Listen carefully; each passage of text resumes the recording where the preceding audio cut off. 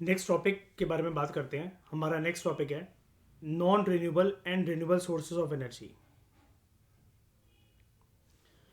तो renewable source of energy कौन से होते हैं? जैसा कि वर्ड में ही लिखा हुआ है, रिन्यूएबल, उनको रिन्यू करा जा सकता है, ठीक है, जो कि नेचुरल तरीके से रिफिल हो सकते हैं on a human time scale.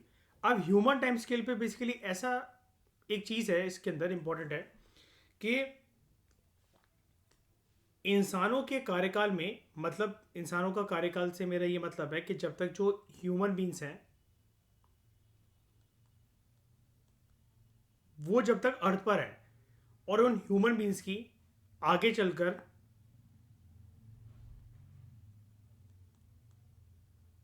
Generations by generation जो भी चलती चली जाए, उसके चलते ये जो एनर्जी सोर्सेज हैं, ये हमें बार बार मिलते रहेंगे, ये खत्म नहीं होंगे, ठीक है। And they can be use many times due to its inexhaustible property. ये खत्म नहीं होने वाले हैं क्योंकि ये पर्याप्त मात्रा में कुदरत में अवेलेबल है, like sunlight, wind, rain, tides, waves, geothermal heat. बस इसमें एक दिक्कत है बस, जो कि प्रेजेंट दुनिया जो भुगत रही है वो ये है कि एक तरफ है पॉपुलेशन प्रेशर। उस पॉपुलेशन प्रेशर के चलते ये जो भी एक्स वाई जेड कोई भी जो रिन्यूएबल सोर्सेज ऑफ एनर्जी हैं, ये जिस तरीके से नेचुरली अर्थ पर हमें मिलने चाहिए थे, अब इनकी जो क्वालिटी वो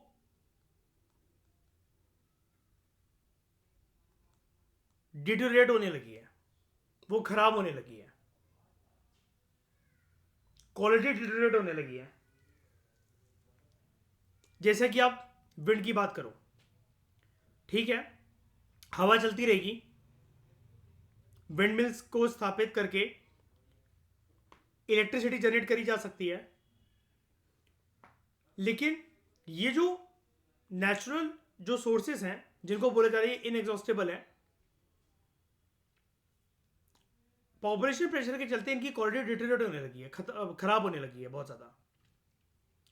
क्योंकि ये जो नेचुरल सोर्सेज हैं, एनर्जी सोर्सेज की तरह हम इनको देख रहे हैं, लेकिन हमें एक चीज़ नहीं भूलनी चाहिए, एक बात बिल्कुल दिमाग से नहीं निकालनी चाहिए हमें, डैट ये जो रिन्यूएबल सोर्सेज हैं they are utmost basic elements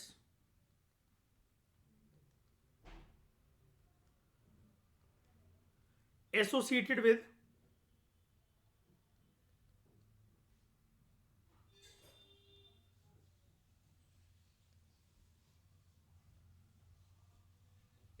with human life, ठीक है।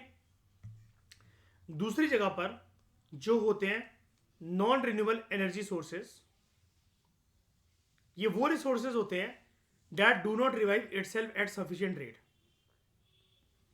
And they are exhaustible in nature. तो बड़े सारे जो फॉसल फ्यूल्स होते हैं, like coal, petroleum, natural gas, ये नॉन रिन्यूएबल सोर्सेज है, क्योंकि इनकी प्रक्रिया बनने की, अगर हम कोयले को पकड़ लें, ये कुछ इस प्रकार से है कि एक फॉरेस्ट है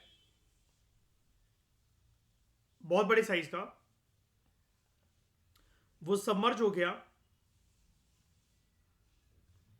intense heat and pressure conditions के चलते, सबमर्ज हो गया ग्राउंड में, ठीक है, पानी में नहीं, वैसे सबमर्ज जो वर्ड है वो पानी के लिए यूज होता है, ग्राउंड के नीचे दफन हो गया, धंस गया। Intense heat and pressure conditions के चलते उसके अंदर कुछ रिएक्शंस होंगे, उस जंगल में जो भी लकड़ियां थी या कुछ भी था, रिएक्शंस होंगे इन terms of change in its physical composition, in terms of change in its chemical composition, और तब जाकर ये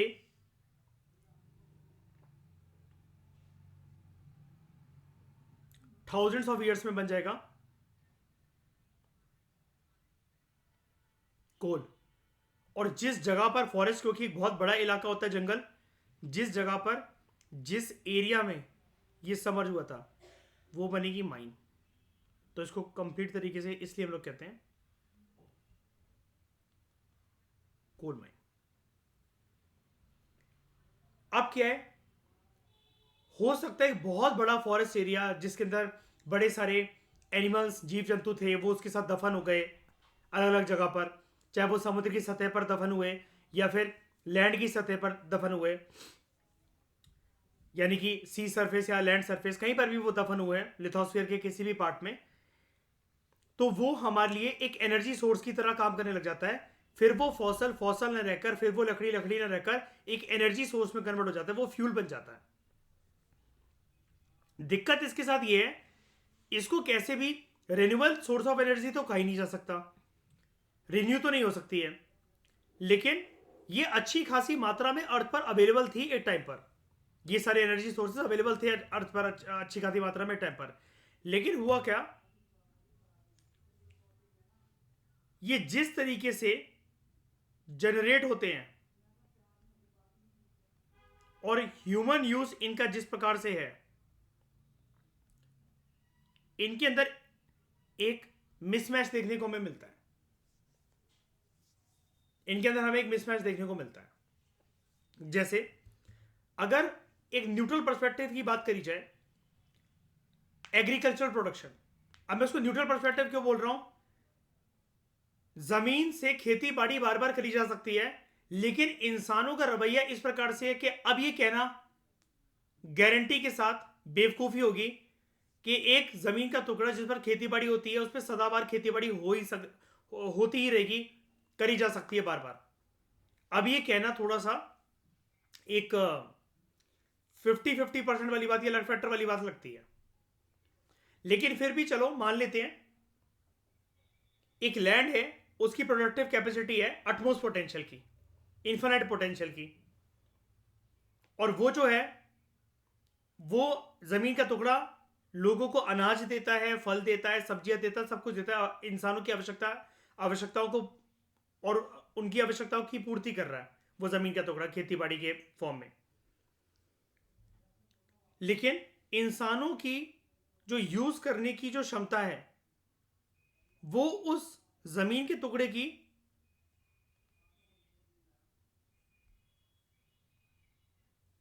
रिजुवेनेशन, या जिसको हम लोग कहते हैं रीजनरेटिव कैपेसिटी से काफी ज्यादा है। इंसान जिस तरीके से उसको यूज कर रहे हैं और एक्सट्रैक्ट कर रहे हैं उन रिसोर्सेज को, तो अर्थ उतना रिजुवेनेट नहीं कर पाता है, ये भी एक समस्या है। तो while non-renewable resources are considered to be polluting agents due to release of carbon dioxide, nitrogen oxides, sulfur oxides, methane and carbon monoxide, जो renewable sources हैं ये clean source consider करे जाते हैं और कोई भी pollution emit नहीं होता जब हम इन resources को use करते हैं। और अच्छी बात क्या है कि ये बार बार यूज करने के लिए अवेलेबल हैं, ये इनएग्जॉस्टेबल है, खत्म नहीं होने वाले हैं। अब जो है अलग अलग सोर्सेज जो है हमारे पास, renewable and non renewable energy sources, हम लोग अपने देश में इनकी कैपेसिटी को निचोड़ते हैं।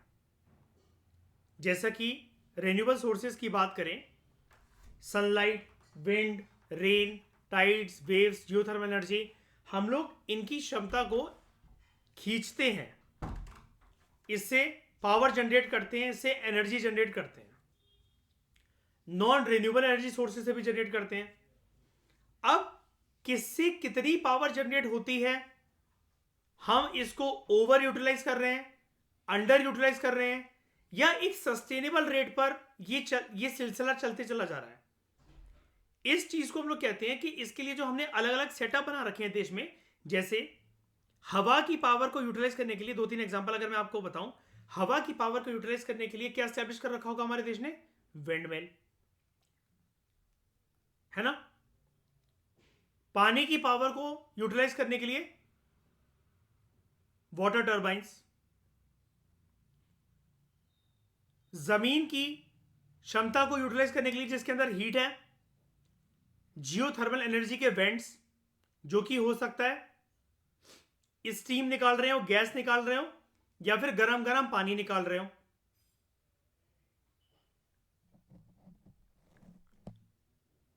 कच्चे तेल की क्षमता को यूटिलाइज करने के लिए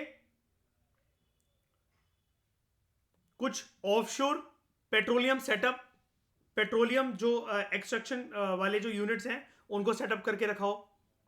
अब ये सारी जो चीजें हैं, ये क्योंकि अलग अलग जगह पर उन सोर्सेज के पास मिलती हैं जहां पर ये सोर्सेज मिलते हैं, लाइक कोयले की एक्सट्रैक्शन वहां पर हो रही है जहां पर कोयले की खदान अवेलेबल है, पेट्रोलियम, कच्चे तेल और नेचुरल गैस की एक्सट्रैक्शन वहां पर हो रही है जमीन के जिस टुकड़े में या फिर समुद्र की जिस सतह पर वो अवेलेबल है, जैसे मुंबई ऑफशोर प्लांट है। इसको हम लोग कहते हैं इंस्टॉलेशन। अब हर इंस्टॉलेशन की अपनी खुद की कैपेसिटी भी होती है, यस, और ये अलग अलग जगह पर एक पर्टिकुलर एरिया के अंदर ही सेटअप करे गए हैं जिसको हम लोग कहते हैं ग्रिड। तो अगर हम इसको कंबाइंड फॉर्म में पढ़ें, अगर हमें रेन्यूएबल एनर्जी और नॉन रेन्यूएबल एनर्जी जो सोर्सेज हैं उससे भारत कितनी एनर्जी, कितनी पावर को यूटिलाइज कर पाता है, उसको हम लोग बोलते हैं ग्रिड इंस्टॉल कैपेसिटी।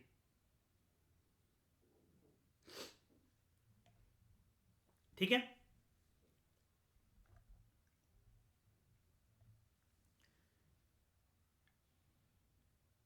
यहां पर एक केस स्टडी को देखते हैं जिसके अंदर फैक्ट भी है। Study of fuel on the basis of calorific value. Fuel की कैलोरीफिक वैल्यू क्या होती है कि जब उसको बर्न करा जाएगा नॉर्मल ऑक्सीजन लेवल के सर्कमस्टांसेस में, कितनी अमाउंट ऑफ हीट उससे उत्पन्न होती है, वो होती है उस फ्यूल की कैलोरीफिक वैल्यू। जैसे फॉर एग्जांपल पेट्रोल, या हाँ, पेट्रोल को अगर आप जलाते हो, डीजल को आप जलाते हो, तो ये जलेंगे, फटाफट से बर्न होंगे, हाँ या ना? सेकंड भर के अंदर ही आग पकड़ लेगा ना। पेट्रोल पंप पे इसलिए लिखा रहता है ना कि उसके आसपास, उसके दायरे के इर्द गिर्द बिल्कुल भी सिगरेट ना पियो या फिर माचिस ना जलाओ। लेकिन कोयला इतनी आसानी से आग पकड़ेगा क्या? नहीं। ये डिफरेंस क्यों है? कैलोरीफिक वैल्यू और कितनी हीट इवॉल्व होती है। ठीक है, कोयले को जलाने के बाद वो कितनी हीट देगा, पेट्रोल और डीजल को जलाने के बाद वो कितनी हीट देंगे। तो calorific value of a fuel is the amount of heat evolve, और ये कैसे देखी जाती है? In form of kilo joules.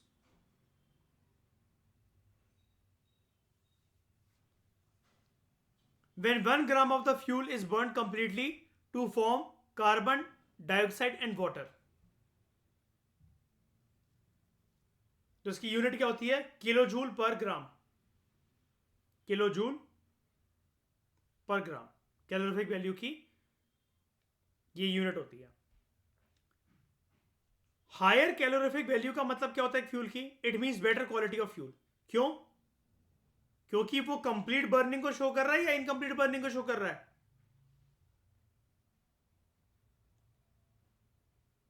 एक फ्यूल मैंने किसी भी चीज में डाला, श्रेया, ईशा, कुणाल, गाड़ी में, बाइक में, जेट में, रॉकेट में, मैं इस बाइक को, गाड़ी को, जेट को, रॉकेट को, एरोप्लेन को, हेलीकॉप्टर को बेस्ट तरीके से कब चला सकता हूं, कब फ्लाई कर सकता हूं, कब उड़ा सकता हूं? अगर मेरा फ्यूल कंप्लीटली बर्न है या फिर इनकंप्लीट बर्निंग है अगर उसकी। कंबर्शन कैसा होना चाहिए, कंप्लीट या फिर इनकम्प्लीट? ऑब्वियसली बात है कंप्लीट होना चाहिए। तो जिसका कंप्लीट बर्निंग हो रही है उसकी कैलोरीफिक वैल्यू कैसी? Higher. It means better quality of fuel. Hydrogen has the highest calorific value among all the fuels.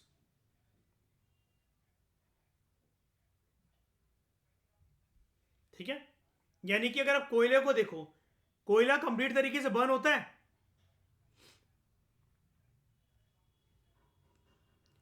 कोयला कंप्लीट तरीके से बर्न होता है? नहीं होता। कोयले की जो कैलोरीफिक वैल्यू है और क्वालिटी है अमंग्स ऑल द फ्यूल्स सबसे पुअर होती है। उससे थोड़ी सी बेटर, उससे थोड़ी सी बेटर पेट्रोल की, फिर लिक्विफाइड पेट्रोलियम गैस, फिर सीएनजी, और नंबर 1 हाइड्रोजन। इसकी कैलोरीफिक वैल्यू आप देख रहे हो 50 है, सॉरी 150 है। और आपने क्या पढ़ा? Higher calorific value means better quality of fuel. ये बेस्ट क्वालिटी का फ्यूल है। और इसकी कंबंशन कैसे होगी, कितना चलेगा, कंप्लीट ये या फिर इनकम्प्लीट? कंप्लीट कंबंशन होगी इसकी। कोयले की कैलोरीफिक वैल्यू कितनी है? 30 as compare to hydrogen 120 value, 120 kilo जूस per gram, unit of value कम है उसकी। कंबंशन पावर कैसी कोयले की, कंप्लीट कंबंशन या फिर इनकम्प्लीट कंबंशन? इनकम्प्लीट। और क्योंकि 5th नंबर पर आ रहा है तो बेस्ट क्वालिटी का है इन सब में से या फिर वर्स्ट क्वालिटी का?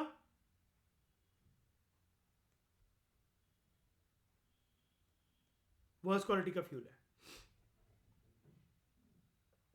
उसके बाद पीजीएनआरबी एक्ट 2006 हम करते हैं, petroleum and natural gas regulatory board act 2006।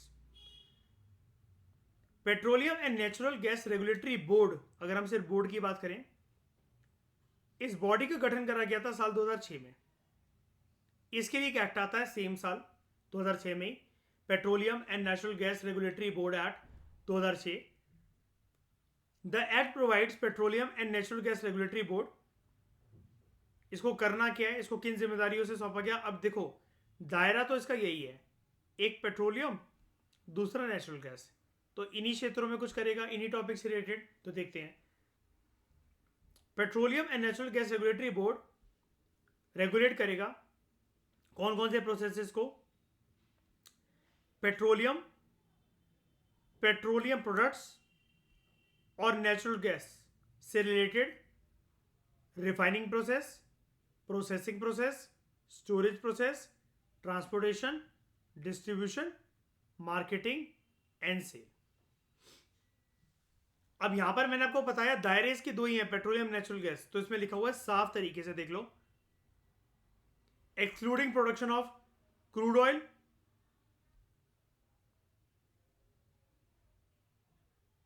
And natural gas so as to protect the interests of the consumers and entities engaged in specified activities related to petroleum, petroleum products and natural gas,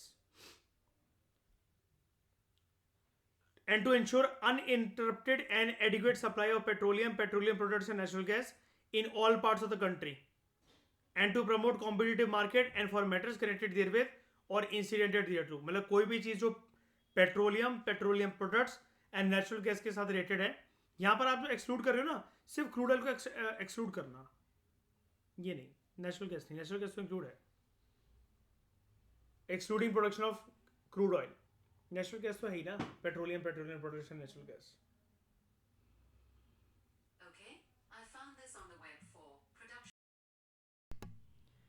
This clearly indicates that it ensures a competitive market for gas। अब ये जो competitive market जो ये provide कर रहा है petroleum, petroleum products और natural gas के लिए, ये इंश्योर करने के लिए कि उनकी अनइंटरप्टेड और एडिक्वेट सप्लाई हो सके। ये वाला काम, देखो ये तो हो गई एक सरकारी बॉडी, लेकिन ये वाला काम ये खुद कर सकती है या फिर इसको प्राइवेट प्लेयर्स की आवश्यकता होगी।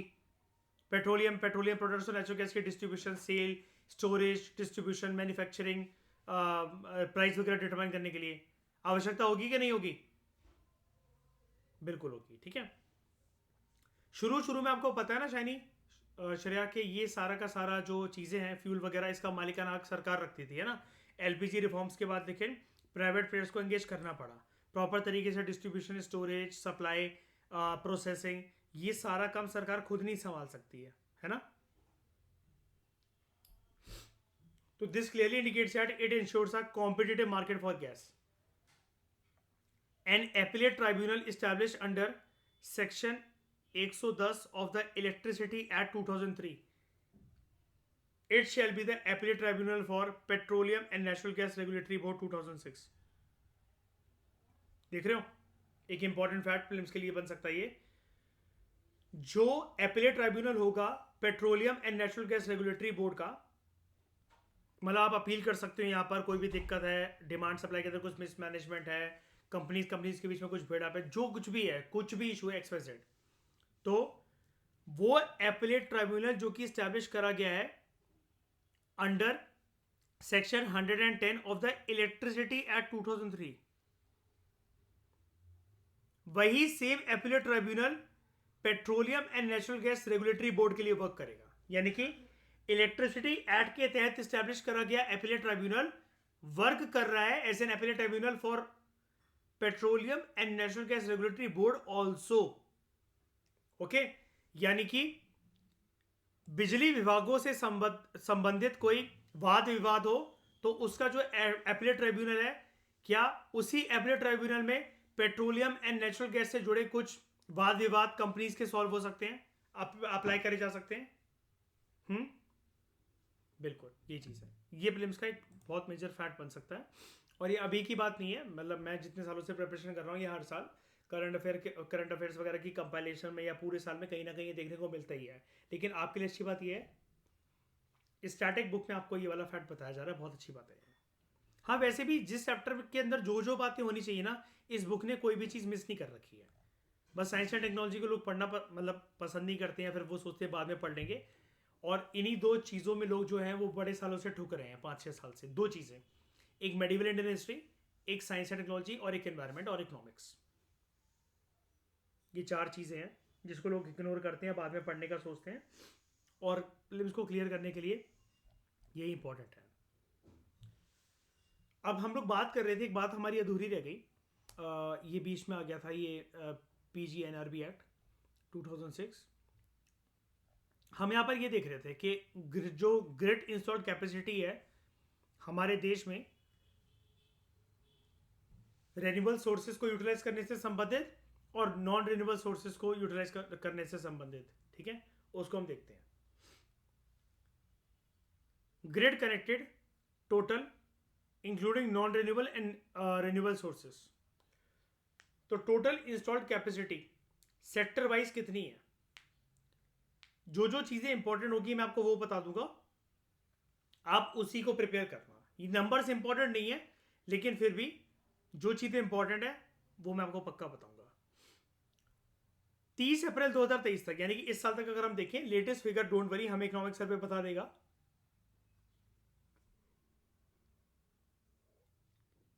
टोटल इंस्टॉल्ड कैपेसिटी, सबसे पहले installed generation capacity sector wise की बात करें, कौन सा सेक्टर ऐसा है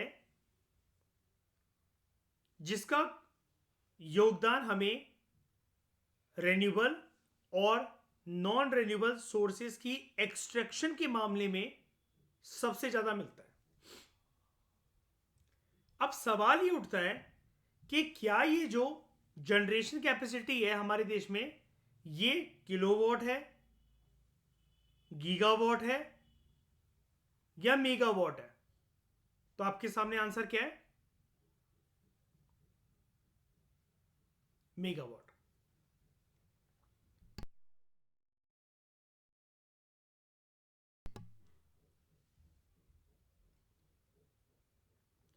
अब सेक्टर वाइज बात करें,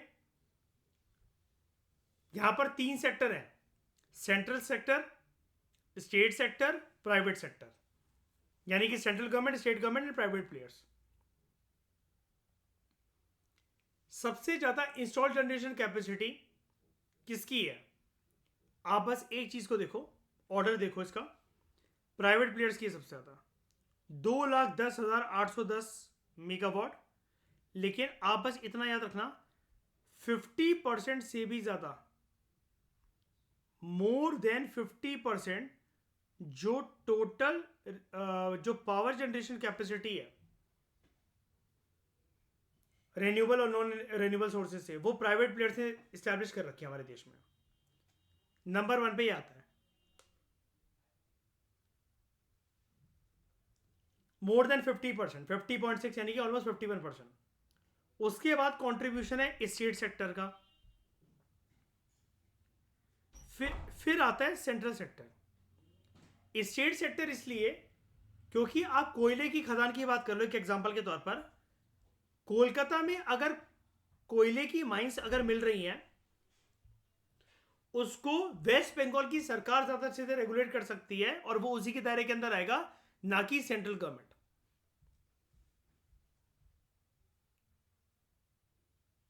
तो ये जो generation capacity grid wise, grid से कंफ्यूज मत होना, मतलब बेसिकली अलग अलग जगह पर कौन कौन से सेटअप बनाए हुए हैं प्राइवेट प्लेयर्स ने, केंद्र सरकार ने, राज्य की सरकार ने, ताकि जिसको एक्सेप्ट करा जा सके, किसको एक्सेप्ट करा जा सके, एनर्जी को, पावर को, from both non renewable and renewable sources. तो यहां पर सबसे ज्यादा इंस्टॉल्ड कैपेसिटी किसकी है? प्राइवेट प्लेयर्स की, फिर राज्य की सरकारों की, फिर सेंट्रल गवर्नमेंट की। प्राइवेट प्लेयर्स की 50% से भी ज्यादा, राज्य की सरकारों की लगभग 25.5% और 24% केंद्र सरकार की। आपको बस याद रखने वाली बात प्राइवेट सेक्टर इस केस में। अब टोटल इंस्टॉल जनरेशन कैपेसिटी की बात करें फ्यूल वाइज, कि सबसे ज्यादा हम कौन से फ्यूल की पावर को एक्सट्रैक्ट करते हैं हमारे देश में अलग अलग इकोनॉमिक सेक्टर में, इकोनॉमिक एक्टिविटीज को बूस्ट करने के लिए। तो इसकी 2 कैटेगरी हैं, एक फॉसल फ्यूल की कैटेगरी, एक नॉन फॉसल फ्यूल की कैटेगरी।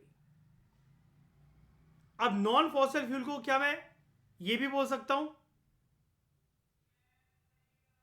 रेन्यूएबल एनर्जी सोर्सेस, और इसका दायरा एक अलग बना दूं फॉसल फ्यूल्स, और क्या मैं उसको बोल दूं non renewable sources of energy. ठीक है, तो इनमें से सबसे ज्यादा आपको क्या देखने को मिलता है? अब इसको समझने से पहले मैं ब्रॉडर लेवल पर लेकर आपको चलता हूं, फिर माइक्रो लेवल पर लेकर चलूंगा। ब्रॉडर लेवल क्या? सबसे पहले जो मैंने ये तो 2 जो गोले बनाए हैं, जिसमें मैं कोशिश कर रहा हूं कि आपको ये समझा सकूं कि ये जो fuel wise install generation capacity है वो 2 कैटेगरीज में बाइफर्केटेड कौन कौन सी में है, fossil fuel, non fossil fuel. तो कोई सा भी, अभी ये तो हमने देख लिया कि प्राइवेट प्लेयर ही ज्यादा कर रहे हैं वैसे तो, अब कोई सा भी सेक्टर, प्राइवेट सेक्टर हो, केंद्र की सरकार हो, राज्य की सरकार हो, तो वो कौन से सोर्सेज से ज्यादा पावर, ज्यादा एनर्जी को सिक्योर कर पाते हैं, एक्सट्रैक्ट कर पाते हैं, हार्वेस्ट कर पाते हैं, रेन्यूएबल और नॉन रेन्यूएबल की अगर आप बात करो, फॉसल फ्यूल से ज्यादा जो है मेगावाट पावर जनरेट होती है, या फिर नॉन फॉसल फ्यूल से? इसका आंसर है फॉसल फ्यूल से। 57% फॉसल फ्यूल के पास है, बचा कितना? 43%।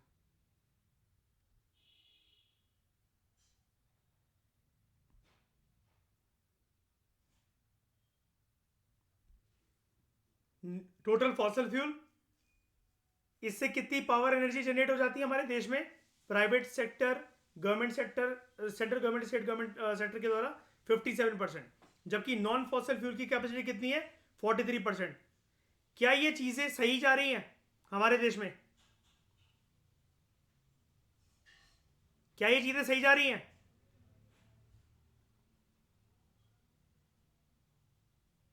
अपोजिट होना चाहिए ना वैसे ही। इसका इसका इसका इसको तो छोड़ ही देना चाहिए।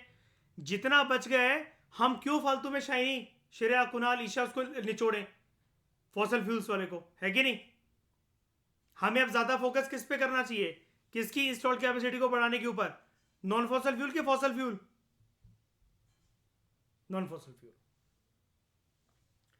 तो फॉसल फ्यूल की अगर सबसे ज्यादा है तो फॉसल फ्यूल में से ज्यादा ज्यादातर जो इंस्टॉल जनरेशन कैपेसिटी देखने को मिलती है वो किसकी देखने को मिलती है? चार चीजों की: कोल, लिग्नाइट, गैस और डीजल। इंस्टॉल्ड कैपेसिटी कोल, लिग्नाइट, गैस, डीजल।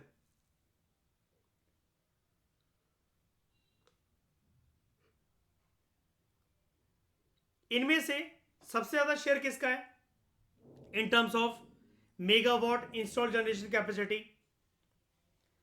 सबसे ज्यादा है कोयला। और ये चीज हमें प्रूवन फैक्ट के तौर पर मिलती है कोल माइंस। जिस प्रकार से कितनी ज्यादा तादाद में coal controllers organization basically coal mines से रिलेटेड डेटा को कलेक्ट करता है,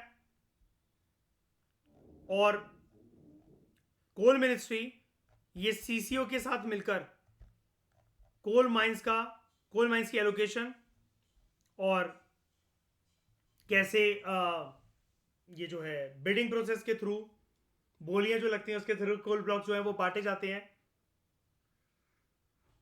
ये चीज हमें प्रूफ करती है कि कोयले से कोयले से जनरेट होने वाली पावर बहुत ज़्यादा हमारे देश में, और होनी नहीं चाहिए वैसे, लेकिन दिस इज़ द रियलिटी कि ज़्यादातर जो एक्सट्रैक्शन होती है हमारे देश में कोल, लिग्नाइट, गैस और डीजल को अगर हम लोग कंपेयर करें तो वो होती है कोयले की 49.3%।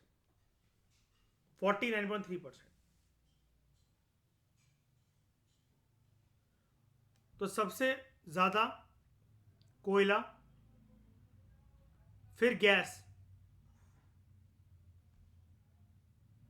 नेचुरल गैस, फिर लिग्नाइट, उसके बाद डीजल।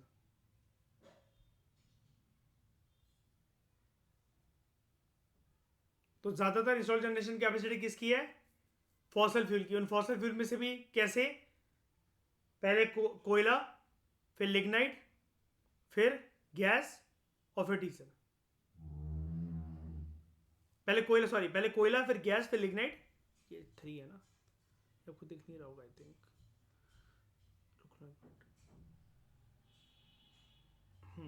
कोयला, गैस, लिग्नाइट और डीजल। ठीक है।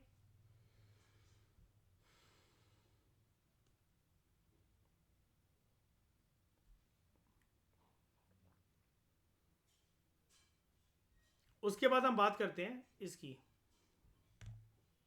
नॉन फॉसल फ्यूल्स की। आपने देखा कि फॉसल फ्यूल्स के कंपैरिजन में नॉन फॉसल फ्यूल्स की जो रिसोर्स जनरेशन कैपेसिटी है वो कम है। फॉसल फ्यूल्स की है 57% और नॉन फॉसल फ्यूल्स की है 43%। अगर बात करें नॉन फॉसल फ्यूल्स, ये इनकी वैरायटी तो बहुत ज़्यादा है, बहुत सारे तरीके के रेन्यूएबल सोर्सेज ऑफ एनर्जी हैं, लेकिन उनकी पावर को एक्सट्रैक्ट नहीं करा जाता। उनको यूज करके एनर्जी बनाना, पावर जनरेट करना, इसको बहुत अच्छे से यूटिलाइज नहीं करा जाता।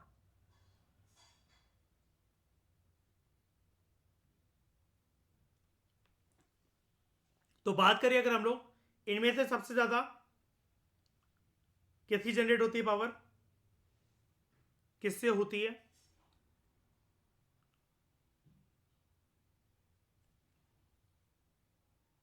तो वो होती है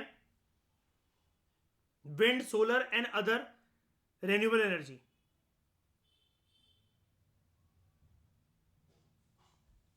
30%।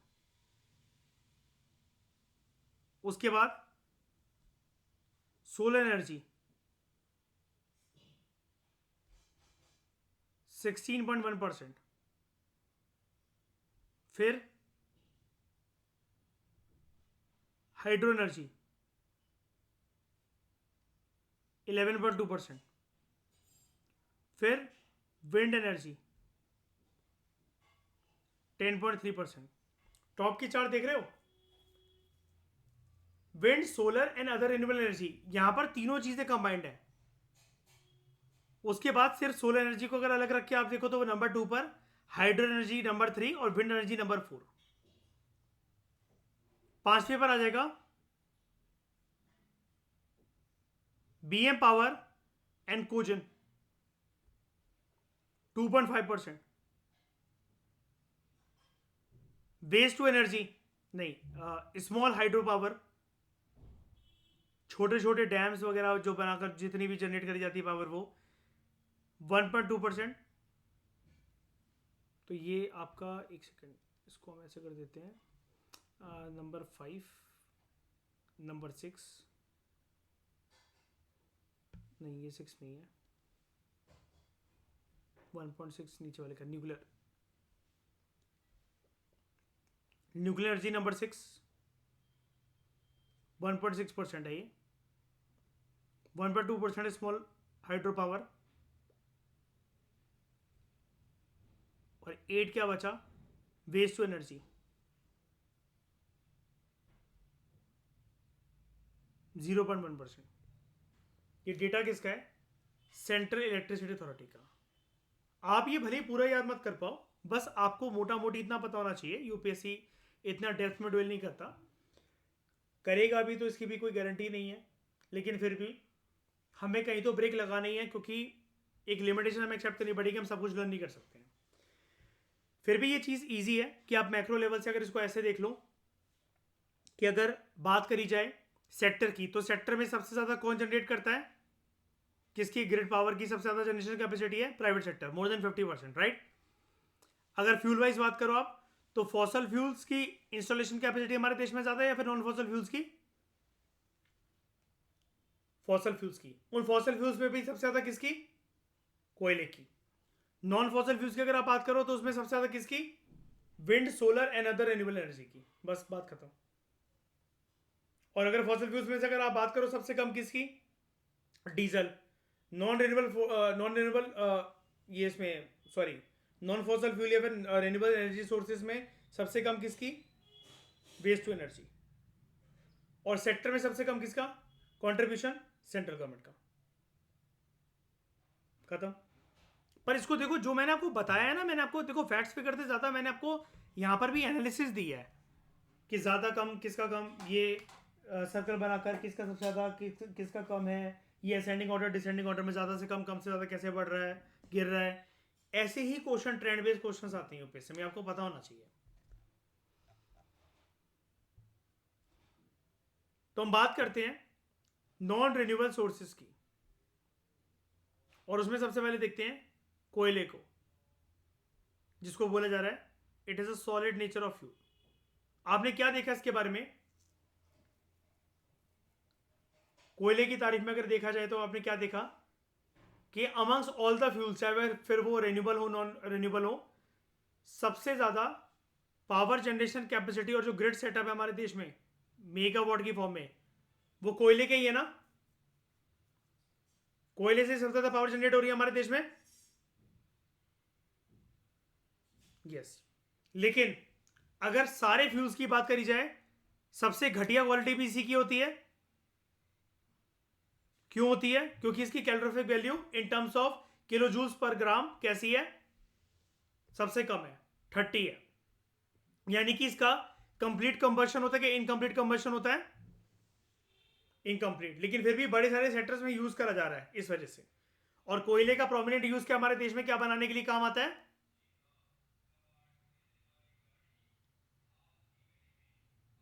कोयले से क्या बनती है हमारे देश में। अभी जब कोयले की कमी हो गई थी 1-1.5 साल पहले, तो देश में क्या नहीं थी, इलेक्ट्रिसिटी। और अंग्रेजों के टाइम में कोयला क्या काम करता था,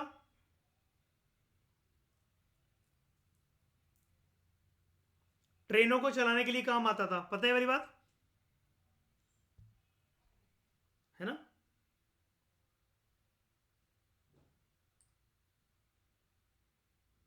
अब सारा मामला इसका सेट है कोयले का। अब ये ट्रेनों के उससे तो हट गया है, लेकिन फिर भी हमें बेसिकली इसको एलिमिनेट करने की आवश्यकता है कि हम इसको यूज़ ना करें एज अ फ्यूल, बिकॉज ये बहुत कम रह गया है। तो पढ़ते हैं कोयले के बारे में। One of the oldest forms of energy known to mankind is coal based energy. कि एनर्जी फॉर्म या जो एक एनर्जी सोर्स है अर्थ पर सबसे पुराना, वो कोयला है। इंडिया मेजरली अपनी एनर्जी रिक्वायरमेंट्स को मीट करने के लिए कोयले पे निर्भर रहता है। लगभग एनर्जी इंडिया की 55 से 60% जो एनर्जी रिक्वायरमेंट्स है वो कोयले से ही मीट होती है। जैसा कि आप यहाँ पर देख सकते हो 49.3% इन टर्म्स ऑफ फॉसल फ्यूल, और सारे फ्यूल में से भी सबसे ज़्यादा इसी का शेयर है। तो there are 4 types of coal found in India. और ये जो क्लासिफिकेशन है 4 तरीके के जो कोयले भारत के अंदर मिलते हैं, ये डिपेंड करता है कि उनके अंदर कार्बन कंटेंट कितना है उस कोयले के अंदर। और ये कौन कौन से हैं? They are anthracite, bituminous, lignite and peat. चारों तरीके के कोयले इंडिया के अंदर मिलते हैं। जी हाँ, मिलते हैं। एक कोयला बेस्ट क्वालिटी का कब होता है? जब वो रीसेंट फॉर्मेशन का हो या फिर वो पुराने फॉर्मेशन का हो, है ना। उसकी कैलोरीफिक वैल्यू ज्यादा हो या कम हो? ज्यादा हो। अगर वो रिसेंटली बना है, अगर वो एक कोयला है, एक कोयले की खान है, उधर का जो कोयला है वो हमें पता लग रहा है कि वो 500 साल पहले बना है, और एक कोयले की खान है जहां पर हमें कोयला एक मिला है वो हमें पता लग रहा है कि ये 5 लाख साल पहले बना है। तो इनमें से कौन सी खदान में मिलने वाले कोयले की कैलोरीफिक वैल्यू ज्यादा होगी? 500 साल पुराने वाले की या फिर 5 लाख साल पुराने वाले की? 5 लाख। और ज्यादा बेटर तरीके से जलेगा कौन? 5 लाख साल वाला। क्या 500 साल वाले को हमें निकालना चाहिए? नहीं, क्योंकि कोयला बहुत टाइम लेता है, इससे भी ज्यादा टाइम लेता है। लेकिन फिर भी अगर कंपनीज के बीच में अगर डिस्प्यूट हो गया कि एक कंपनी कह रही निकालना चाहिए, दूसरी कंपनी कह रही नहीं निकालना चाहिए, ये लोग कौन सी बॉडी के पास जाएंगे?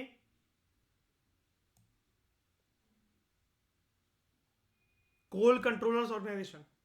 मैंने पढ़ाया था ना आपको, ये वाला पॉइंट याद है? It works as appellate authority in case of any dispute that arise between consumers and owners in respect of grade and size of coal, है ना।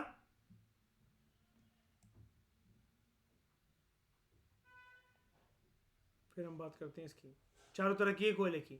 एंथ्रासाइड सबसे बेस्ट क्वालिटी का कोयला होता है जिसके अंदर 85% कार्बन पाया जाता है। एंथ्रासाइड बहुत हार्ड होता है, compact, jet black coal with semi metallic sheen. दिखाता हूँ कैसा होता है एंथ्रासाइड।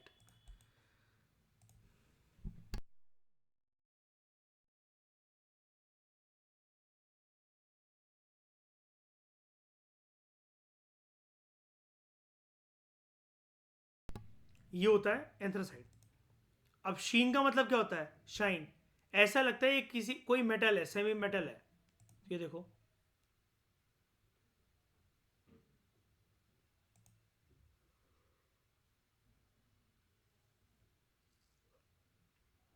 ओके। इसके अंदर कितना कार्बन कंटेंट है? 85%। जेड ब्लैक है, बिल्कुल एकदम काला।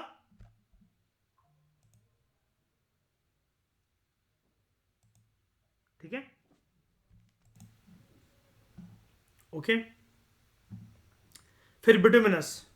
Most widely use coal is bituminous with 50 to 85% carbon. 50 to 85%, which is dense, compact and bricker and is usually black in color. Black है, लेकिन जो एंथ्रासाइट है वो कैसा है, जेट ब्लैक है, एकदम काला। लेकिन ये कालेपन में थोड़ा सा इसका ग्रेड कम है। अब इट है, since it has high proportion of carbon and low moisture content, इसकी कैलोरीफिक वैल्यू बहुत मस्त है। हर जगह देखो एंथ्रासाइट तो मिल नहीं पाएगा, लेकिन बिटुमिनस फिर भी काफी ज्यादा जगह पर भारत में पाया जाता है। और 50 to 80% carbon content is a good kind of कोयला। और भारत के अंदर इसके डिपॉजिट्स या फिर इसकी कोल माइंस हमें कहाँ कहाँ देखने को मिलती हैं, झारखंड, ओडिशा, वेस्ट बंगाल, छत्तीसगढ़, मध्य प्रदेश। क्या मैं ऐसा कह सकता हूं, पास्ट में बहुत हजारों साल पहले यहां पर पक्का कोई ना कोई जंगल, उन जंगल में रहने वाले जीव जंतु ये सारे के सारे धरती के अंदर समा गए होंगे। Intense heat, pressure and condition के चलते ये कोयले की खदान बन गई यहां पर उस पर्टिकुलर जगह में, है ना।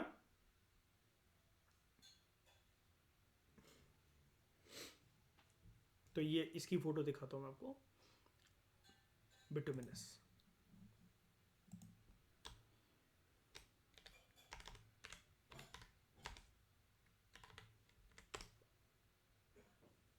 This is bituminous coal,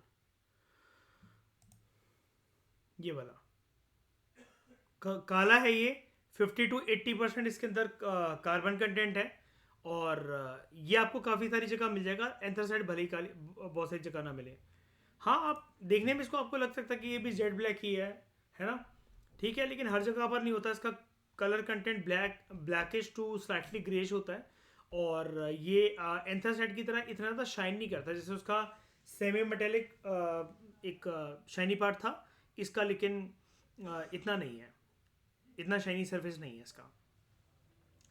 lignite, it is a lower grade coal containing about 35 to 50% carbon. ठीक है, एंथ्रासाइड कितना, 85, bituminous 50 to 85, lignite 35 to 50%, and it is commonly known as brown coal. अब ये वाला कोयला, लिग्नाइट जो कोयला है, वो ये शो करता है कि अभी कोयला पूरी तरीके से कोयला नहीं बना है। क्या मतलब इस बात का, it hails to the intermediate stage पर है अपनी during the alteration of wood matter into coal. अभी जो लकड़ियां हैं, उस जंगल में मिलने वाले पेड़ों की जो लकड़ियां वो कन्वर्ट हो रही हैं कोयले के अंदर। लकड़ी का अस्तित्व उनका मिट चुका है, लेकिन कोयला नहीं बना है अभी वो ट्रांसफॉर्मेशन की स्टेज में है। इसका कलर वेरी करता है from dark brown to brown. Major lignite reserves भारत के अंदर है, राजस्थान में पलना, नेवेली तमिलनाडु के अंदर, असम के अंदर लखीमपुर, और जम्मू एंड कश्मीर के अंदर करेवा।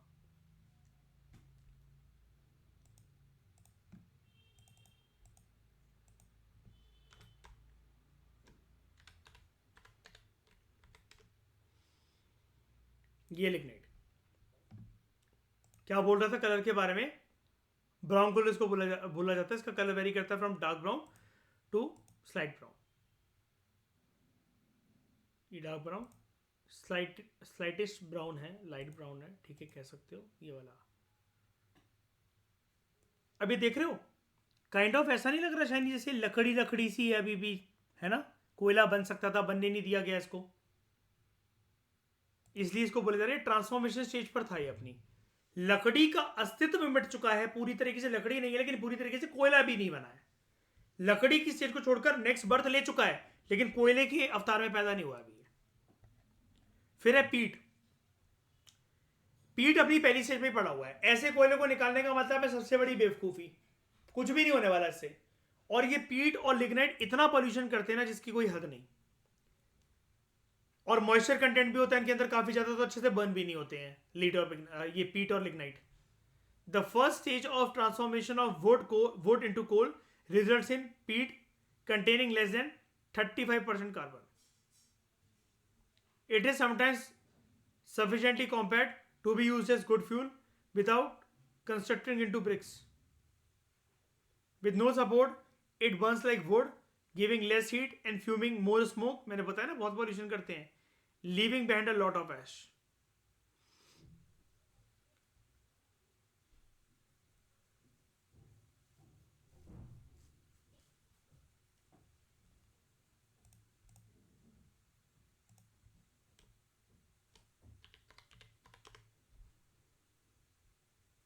This is speed. अभी अभी सिर्फ वो जमीन के अंदर जाके बनने को तैयार हो रहा था कोयला, अभी कुछ भी नहीं हुआ है इसका, कुछ भी नहीं हुआ है। अब आप एक कुछ चीज़ सोच कर देखो, दूर से आपको पता लग रहा है इसके अंदर मॉइस्चर कंटेंट कितना ज़्यादा है। गीली गीली सी मिट्टी है, अगर आप इसको एक मुक्का दबा दो, मुट्ठी में बंद कर लो, तो ये पिचक सा जाएगा। ये बेसिकली काउडंग की तरह लग रहा है, ठीक है। अब इसके अंदर मॉइस्चर कंटेंट बहुत ज़्यादा है, इसको बर्न करने का कोई मतलब नहीं है, बहुत ज़्यादा ऐश और स्मोक रिलीज करेगा। भारत जो है हमारा, वो दुनिया के 5 ऐसे देशों में आता है जो कि लीडिंग प्रोड्यूसर है कोल के। चाइना नंबर 1 पर है, उसके बाद यूएसए, और फिर ऑस्ट्रेलिया। इंडिया जो है वो चौथे नंबर पर आता है। 70% जो कोल की प्रोडक्शन है हमारे देश में, वो 4 ईस्टर्न इंडिया के राज्यों से आती है। वेरी इंपॉर्टेंट, ठीक है।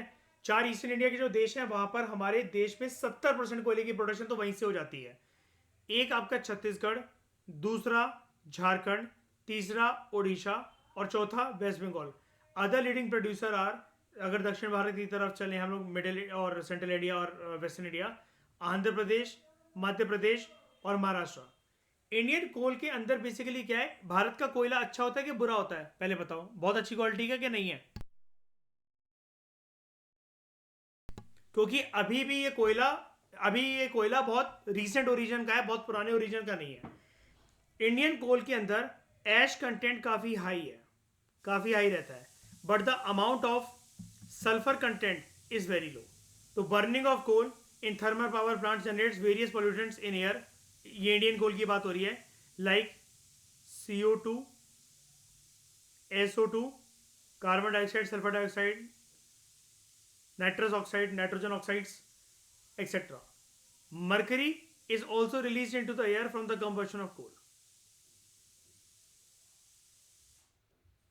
So some of the areas in India have used seawater at coal-based thermal power plants for its cooling. Approximately 40% of India's thermal power plants are in water-scarce areas. India के अंदर Adani power limited is the largest private thermal power producer with installed capacity of 13,650 megawatt.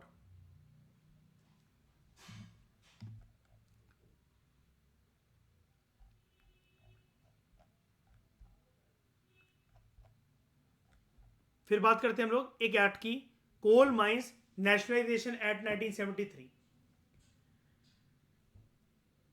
अगर इसका nationalisation हुआ है और ये साल आपको दिख रहा है, किसकी सरकार के टाइम पर हुआ होगा? ये श्रीमती इंदिरा गांधी, ठीक है ना।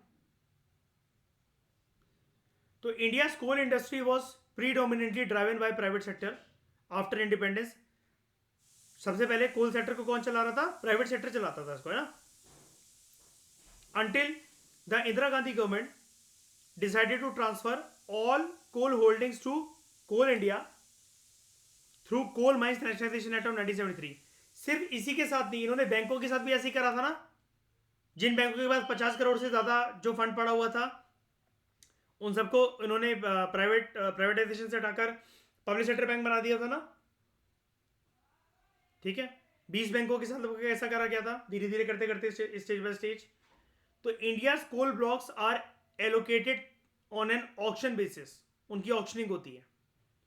India is still not self sufficient in coal production to fulfil basic need for power generation. तो हम लोग क्या करते हैं, कोल को बहुत ज्यादा इंपोर्ट करते हैं। और जब हम इंपोर्ट करेंगे तो शायनी ये बैलेंस ऑफ पेमेंट के कौन सी साइड में आएगा? Debit side.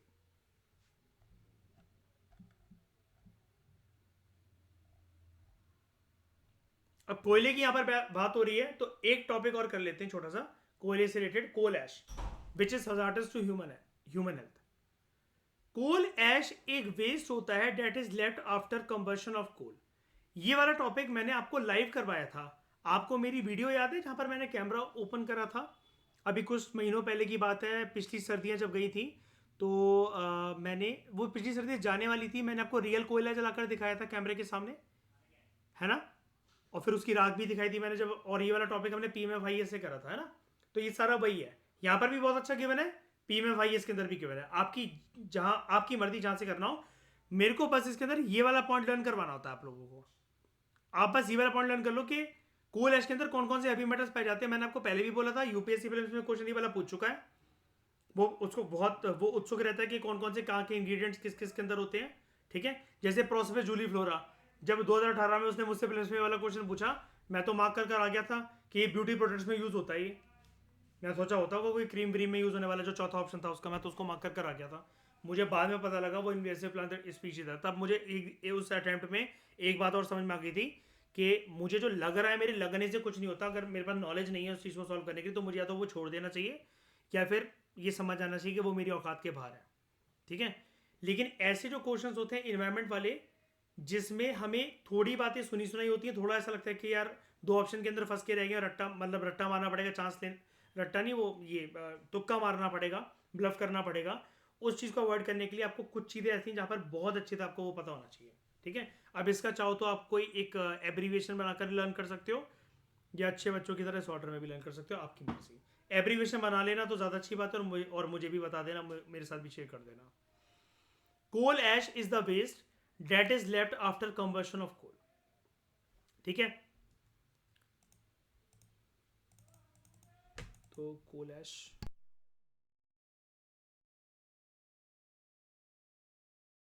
ये कोल एश, ठीक है? या फिर मैं आपको सिंपली अगर नेचुरल तरीके से दिखाऊँ ना, बर्निंग ऑफ कोल, कोयला जब हो रहा होता है, इसकी जो राख होती है, हम्म,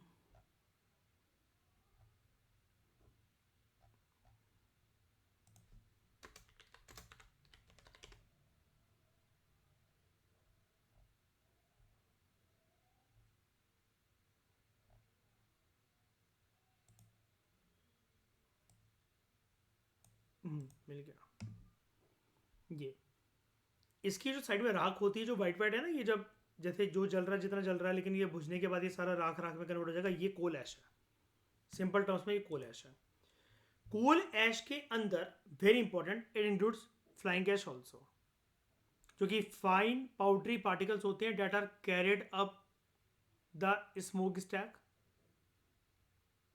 that are carried up the smokestack and captured by pollution controlling devices, as well as coarser materials that fall to the bottom of the furnace. Most coal ash comes from coal-fired electric power plants. आज के समय में है ये, आज की reality ये electric power plants. पहले इलेक्ट्रिक वाले नहीं होते थे, लेकिन कुल मिलाकर आप इलेक्ट्रिक वालों को 2 मिनट के लिए गोली मारो, आप बस ऐसा समझ लो कि कोल ऐश ज़्यादातर कोल फायर्ड पावर प्लांट से आता है। अब वो इलेक्ट्रिक आज के समय में, ठीक है, लेकिन सारे फ्यूल्स में से सबसे ज़्यादा जो पावर जनरेट होती है मेगावाट्स की, लगभग 49.3% वो क्योंकि कोयले से होती है। और ये कहीं सड़क सड़क पर तो जलाए नहीं जा रहे होंगे, ये पक्का किसी ना किसी पावर प्लांट्स के अंदर ही होता होगा इनको जलाने की प्रक्रिया। तो वो इलेक्ट्रिक एनर्जी पर चलने, सॉरी, इलेक्ट्रिसिटी को यूज़ करने वाले वो पावर प्लांट्स हैं। वहाँ पर जो कोयला जो बर्न होता है, वो उसके लिए बेसिकली यूज़ होता है, ठीक है? तो coal ash typically contains heavy metals including, यही जो होते हैं, यही ना हमारे लंग्स के लिए, हमारी सांसों के थ्रू जो एंटर कर जाते हैं, ये बहुत गंभीर हैवी एलिमेंट्स होते हैं, जो कि हमारे नर्वस सिस्टम तक को डिस्टॉर्ट कर सकते हैं। अभी मैं पढ़ाता हूँ सारे आपको वो करके, रिपरकशंस पढ़ाता हूँ इसके। एक है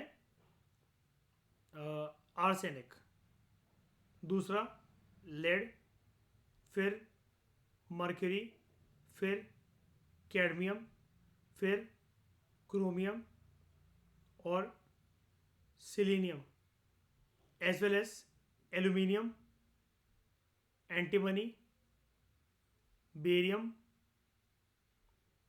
beryllium, boron, chlorine, cobalt, manganese, molybdenum, nickel, thallium, vanadium, zinc. 19 है। 19 हैवी मेटल्स है। क्या आपको याद करनी है? जी हाँ, ये याद करनी है, ये तो पक्का याद करनी है, इसमें तो नो कॉम्प्रोमाइज, नो किंतु परंतु। यूपीएससी का फेवरेट टॉपिक है ये।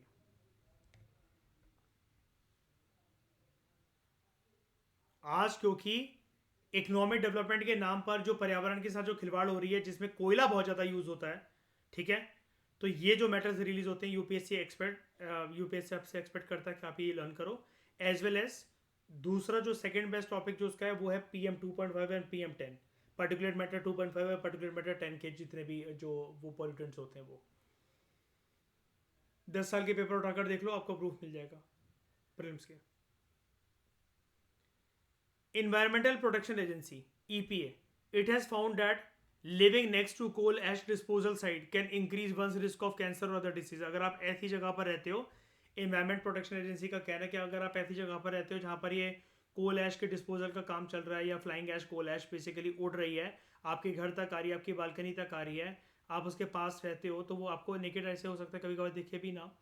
बहुत छोटे छोटे पार्टिकल्स हैं, डेली बेसिस पर आपके आपके आप जहाँ से गुजरते हो आपके अंदर एंटर करते हैं, तो इसकी वजह से आपका कैंसर या दूसरे डिसीजेस का खतरा बढ़ सकता है आपके अंदर। If one lives near an unlined wet ash pond surface impoundment and gets daily drinking water from a well, यानी कि वो जो ऐश है वो एक वेट जगह पर स्थिरता के साथ बैठ गई है, उसके बाद उसकी वाटर में जो पीने का जो पानी है वहाँ पर मिक्सिंग हो गई है, और लोग वहाँ से डेली ड्रिंकिंग वाटर की सप्लाई जो है अपने घर में करते हैं। ही और शी में हैव एज मच एज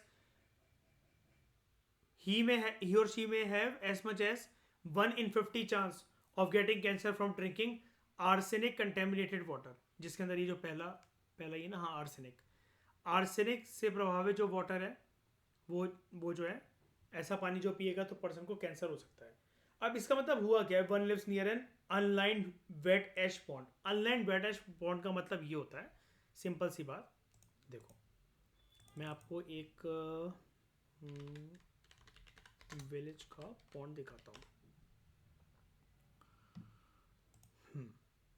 नहीं, यहाँ से औरतें पानी भरकर ला रही हैं, ये तो फिर भी ग्रीन है।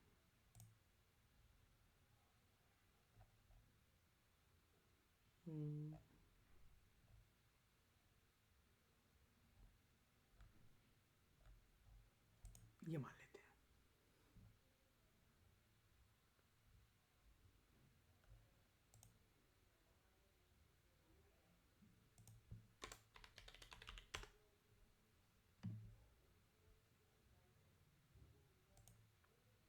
ये मान लेते हैं। इमेज क्लियर नहीं आ रही है।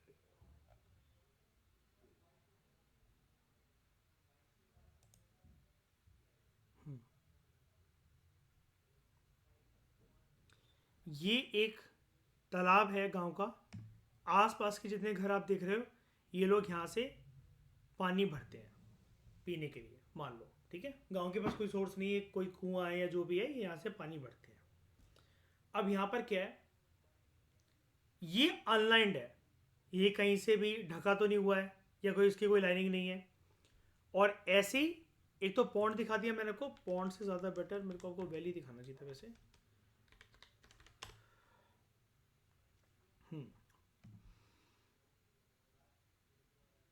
ये कुआं है जो कि इस प्रकार से खुला हुआ है। जो ये बात आ रही है ना आपके सामने, कहा ये अनलाइंड वेट एश पॉन्ड या अनलाइंड वेट एश वेल, ये ऊपर से ढका नहीं हुआ है, ठीक है। अब मैं एक वो भी दिखा देता हूं आपको।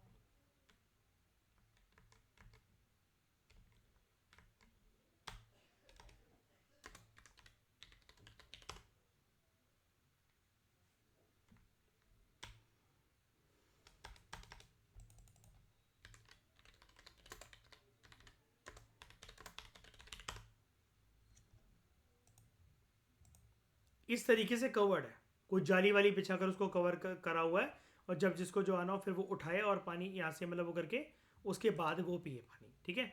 लेकिन कवर्ड वेल बहुत ही कम होते हैं, बहुत ज़्यादा कम, ठीक है। रियल विलेजेस में मैंने देखे हैं कुएं, ठीक है। और मुझे तो आज तक कोई कवर्ड कुआं दिखा नहीं। तो इसमें होता क्या, आप समझने की कोशिश करना। आसपास कोई ये जो कोल फायर्ड पावर प्लांट है ये चल रहा है, उसकी जो कोल ऐश या फ्लाइंग ऐश है वो बार बार यहाँ पर उड़ उड़कर हवा के सारे आती है, और इस पानी में बिछती रहती है, बिछती रहती है, बिछती रहती है। ऊपर से आई वो कोल ऐश या वो है, उसको रेत कह रहा हूं मैं एक तरीके से एग्जांपल के लिए, वो रेत आई इसके ऊपर बिछ गई, वो रेत आई इसके ऊपर बिछ गई। अब मान लो ये जो छोटे छोटे ये जो दिख रहे हैं हमें white white white white colour के जो डॉट्स दिख रहे हैं, एक बार इसको मान लो कि ये आर्सेनिक है, आर्सेनिक कंटेमिनेटेड वो जो मतलब जो ऐश है, कोल ऐश है, फ्लाइंग ऐश है, उसके अंदर ये आर्सेनिक एलिमेंट है, हैवी मेटल है, जो कि इस पानी के अंदर मिक्स हो गए हैं, ठीक है। और बहुत महीनों से सालों से ये वाला पानी जो है वो बार बार इससे पीड़ित है। अब ये कुएं का पानी कोई ऐसा तो है नहीं कि रोज रोज जो है लोग चेंज करेंगे या जो भी है। तो उस चक्कर में अगर गांव वाले अगर पानी पी रहे हैं तो हर 50 में से एक बंदे को चांस है कि उसको कैंसर हो जाएगा, क्योंकि अगर उसके अंदर आर्सेनिक है तो, और आर्सेनिक कंटेमिनेटेड वाटर है वो तो। अब समझ में आया क्या बोल रहा है ये वाला पैराग्राफ, ये वाला पॉइंट?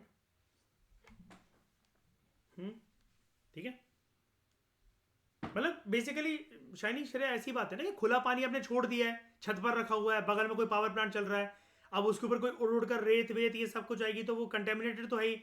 अब नॉर्मल हम क्या सोचेंगे, चलिए थोड़ा सा ऊपर वाला साइड हटा देते हैं, ऊपर थोड़ा सा फेंक देते हैं इसको, बाकी तो यार पीने लायक ये पानी है ही। लेकिन वो आर्सेनिक कंटेमिनेटेड पानी हो चुका है। इवन जब आप ये जो उसमें रहते हो ना शहरों में, तब भी छत की टंकी खुली नहीं छोड़नी चाहिए, क्योंकि ये जो आर्सेनिक है ये पता है कैसे कैसे एंटर करता है। बात सिर्फ ना पानी प्रॉपर पीने की नहीं होती। देखो आपके मुंह में कोई भी पानी जाता है इसका मतलब ये नहीं कि आपने उसको पिया है। अब आपकी टंकी छत के ऊपर खुली डली हुई है, ढक्कन नहीं लगा हुआ है।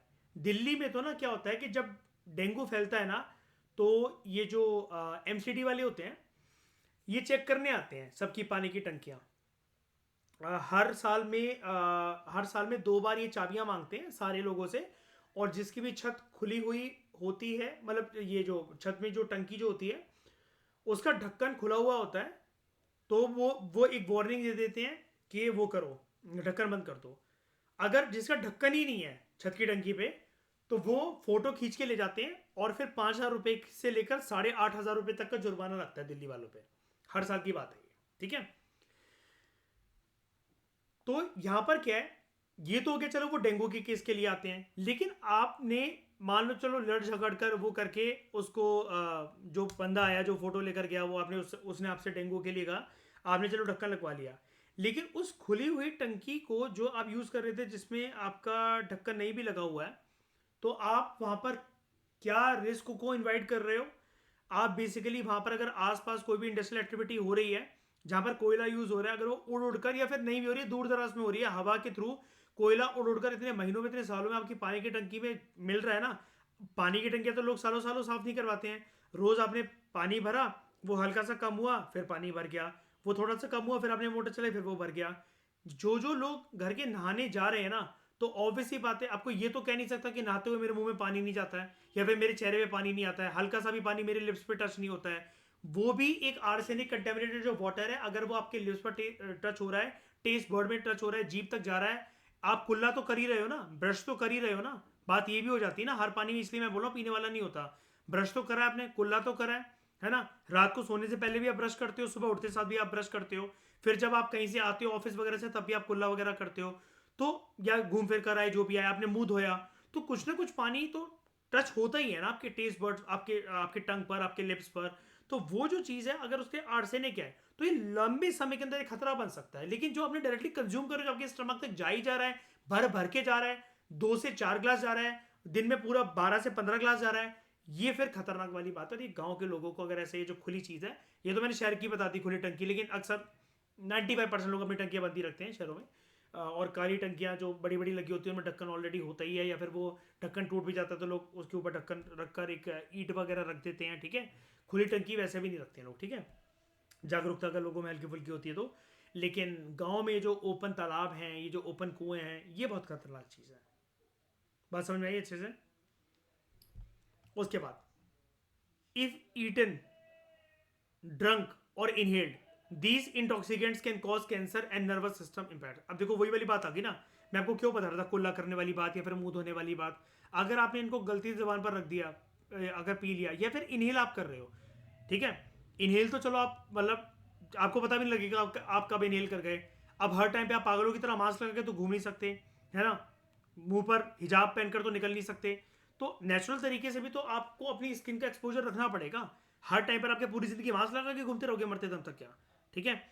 तो उस केस में भी अगर ऐसी जगह पर आप रह रहे हो जहां पर ये सारी एक्टिविटीज हो रही हैं और वो कोयले की ऐश या फ्लाइंग ऐश अगर उड़ उड़कर आ रही है, तो these toxicants can cause cancer and nervous system impact such as cognitive deficits, developmental delays and behavioural problem. तो इसलिए पता है शहर में रहने वाले लोग ना चिड़चिड़े हो जाते हैं, साइको से हो जाते हैं, और उनको बहुत सारी चीजें रिकॉल नहीं हो रही होती हैं। क्योंकि बात यह है कि एक तो CO2 जम गया लैक ऑफ एक्सरसाइज की वजह से। इवन जब पर्सन पार्क जा रहा है, एक्सरसाइज वगैरह करने जा रहा है, वो CO2 निकाल कर आ रहा है, लेकिन हो सकता है उसका घर ऐसी जगह पर हो जहां पर इंडस्ट्रियल एक्टिविटीज चलती चली जाए। सोने पे सुहागा वाली बात, अलग अलग तरह के pollution like water pollution, noise pollution.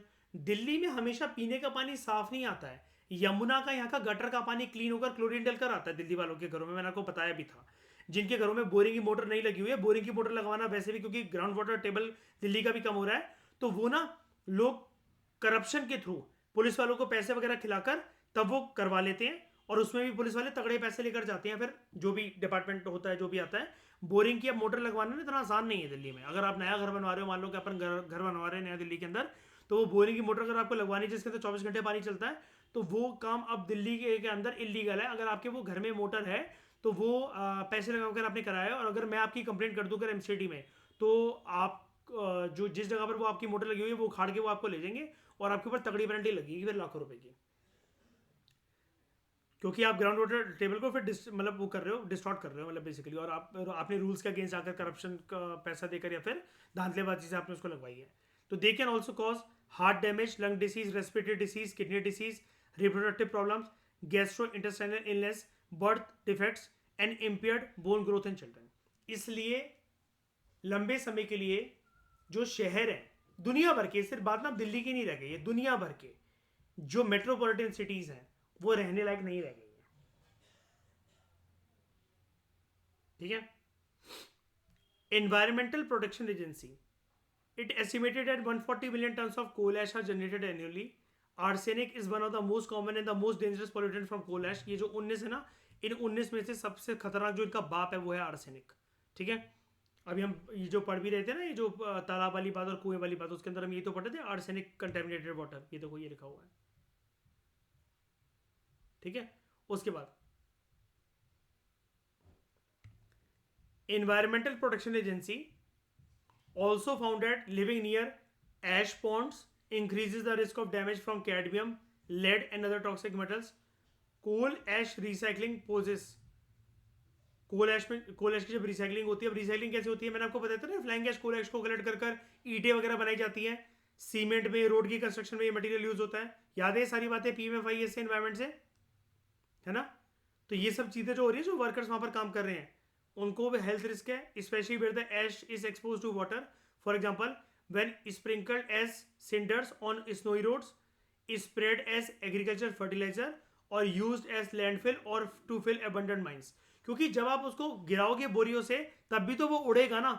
और कितने कंस्ट्रक्शन वर्कर्स हमारे देश में मास्क या ग्लव्स पहनकर काम करते हैं, कितने चलते फिरते वो लोग वहां पर नहीं पीते रहते हैं चाय और स्मोक करते रहते हैं, या फिर मुंह धो लेते हैं या पानी पी लेते हैं।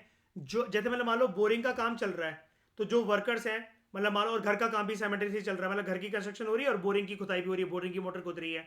अब वहां पर जो है ये फ्लाइंग गैस वगैरह डाली जा रही है, वर्कर चाय पी रहे हैं, बीड़ी सिगरेट पी रहे हैं, अपनी तम्बाकू खा रहे हैं, और ऐसे ही अब बार बार वो क्या हाथ धोएंगे, या उनको सैनिटाइजर की वैल्यू या फिर ये जो है क्या ही पता, वो इतने एजुकेटेड नहीं है, इतने लिटरेट नहीं है, तो वो गंदे हाथों से ऐसे पानी पी रहे हैं, खाना खा रहे हैं, वो कर रहे हैं, और ऊपर से फ्लाइंग गैस वगैरह यहाँ पर उड़ रही है। तो बात वही हो जाती है कि लंग्स के through it will pose serious health problems. ठीक है। And all these uses pose threat to ground water और सरफेस वाटर।